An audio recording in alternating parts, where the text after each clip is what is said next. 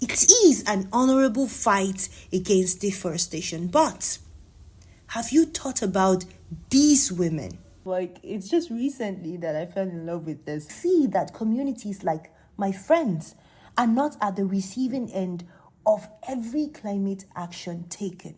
Let's talk Africa, the Africanness of Africa, the beauty, its people, our peculiarities. This is Unzipped Stories. I am DS Bello. Hi, it's me, Shafi. Welcome to Unzipped Stories, Africa, where we come every single time to listen, to learn, to grow, and most importantly, get inspired. I think if you are like a follower or like a strong listener, by now you should have climbed this line. Anyway, guys, welcome. We're introducing a new series, but before I go right into it, I'm going to tell you a story and you try to guess what this series should be called. My friend resides in a suburb area, whereas I reside in the heart of the city itself. And so there's a bridge, and beneath this bridge flows a polluted stream filled with various forms of waste. And meanwhile, whenever we walk over the bridge, I'm so fast to express my frustrations regarding the waste issues and emphasize how you guys know this is bad for the environment. So on several occasions, I've attempted to persuade him to, come up with an initiative. Let's do a cleanup project. However, he often intervenes before I can even finish my speech. Every time he's so passionate explaining that the waste doesn't originate from their community, but rather from the city where I live.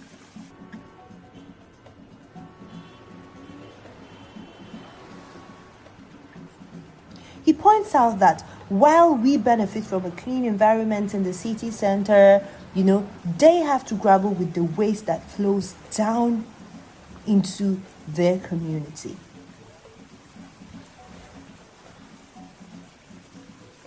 But lest I forget, when it rains, the river smells so well. And it also swells to the point where it submerges the bridge completely, rendering it's impassable for both pedestrians and vehicles. And, sometimes I'm concerned that if this continues, the entire community could be at risk of expecting a flood. But that's not the gist. We joke about this all the time, but it's not a joke. And really, I think it's unfair on that community and suburbs and villages and, any other community. No community should suffer as a result of activities of the city or even any other community, really. This is the heart of this series. We will be discussing for the next 2 months, climate justice.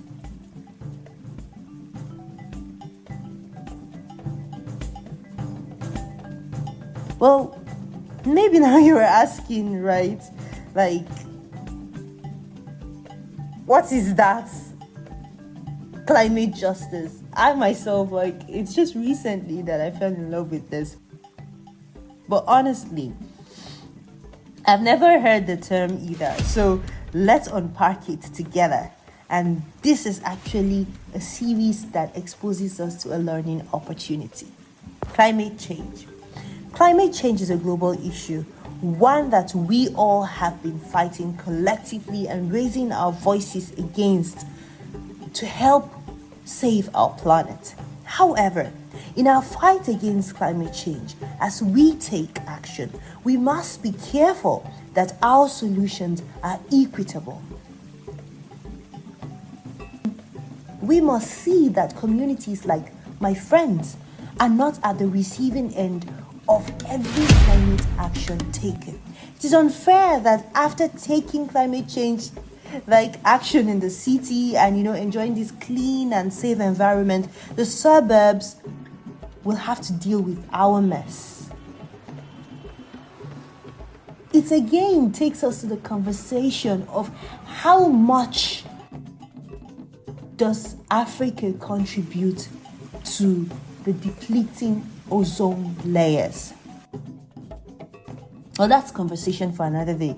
But the truth is that, like my friend protests, even if actions are taken in such small communities and countries and regions, it's not sustainable because the root cause of their problem is in the clean cities.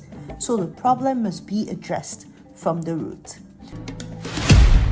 Climate justice goes beyond suburb and cities, or rural or urban communities, and as far as interstate countries, disparities, countries in the global south and low-income countries in the industrial north bear the burden of choices made by the elite classes in richer countries to overexploit and consume the world's resources.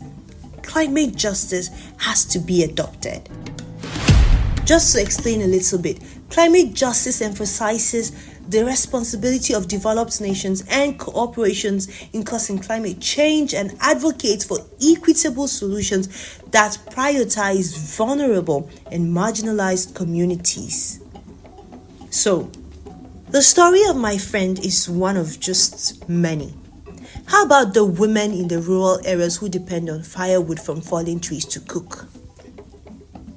And we just come up and tell them they can't use them to cook because of climate action. Well, this seems like an honorable fight against deforestation. Have you thought about these women and the livelihoods of their families, what it may look like because of these actions? I could go on and on, but I wouldn't because this is just an intro and I can't spill the tea.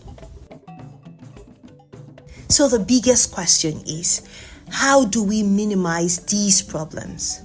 That is what we will be focusing on Unzipped Stories Africa. And typical of us, for the next 2 months, we will be running stories where we discuss issues that share stories of people who are taking action that is fair and equitable. The climate justice series will give you insights about climate issues, solutions, ways and methods to achieve climate justice. So stay tuned and look forward to an amazing episode coming right your way. Don't forget to comment, share these episodes with your friends and family. Sharing means you're joining the world to save the planet. Alright guys, thank you so much for listening. I am Shafi and I'll see you on the other side.